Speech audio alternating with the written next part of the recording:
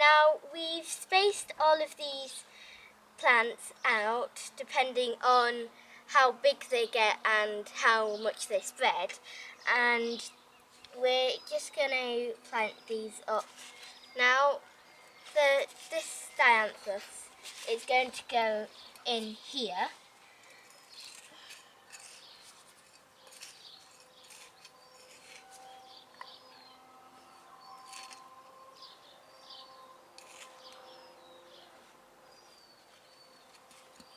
Now when trying to get plants out of a pot, you've got to be quite careful because they could snap, the stems could snap. So if you put your 2 fingers between where it is and push the bottom gently, just to try and ease the plant out, and there we go. And as you can see, what the pot has done, it has made it very compact. Now you just need to tease these roots, so be careful here. Got to make sure that you try not to break any of these delicate roots, but just trying to get them to face downwards so they're not going to grow in the shape of the pot. So you just do these 2 bits. It doesn't need a lot of teasing really, so if we get this in, just need to try and make sure that there is no air pockets, the roots don't dry out.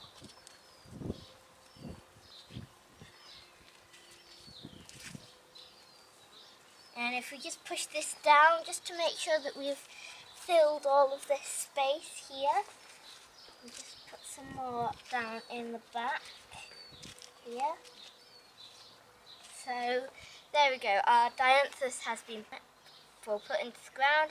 Now just to make sure that we know what plant it is, we're just going to stick the little label back in here.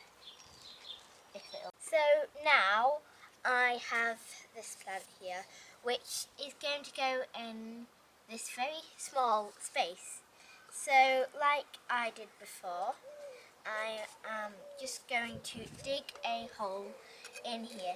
And it's basically pulling out all of the soil in here. So this is quite easy. I can just get my fingers in there and scrape it out here.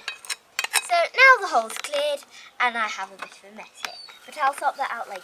So I'm just going to do what I did before, fingers in there. Oh, and that one was quite good for me. So this, because it's going in a tight hole, I don't need all of this soil. So this is just going.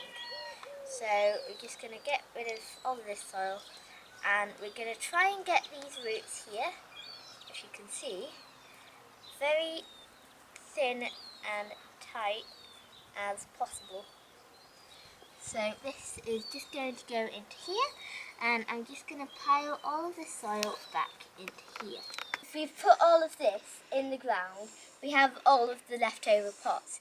Now you can just stack them up with, if they're the same size, and you can keep them here for next spring when you're planting seedlings and cuttings. Now for the fun bit. Now we've planted all these plants up, we can just fill in these spaces with some lovely pebbles and things. Now we have some really lovely ones, so we need to make sure that we can see these lovely pretty stones. And ones that maybe you've made when you're little, or other things could maybe be like a centerpiece, so that you can remember that this was made when it was, and that it's part of your family life.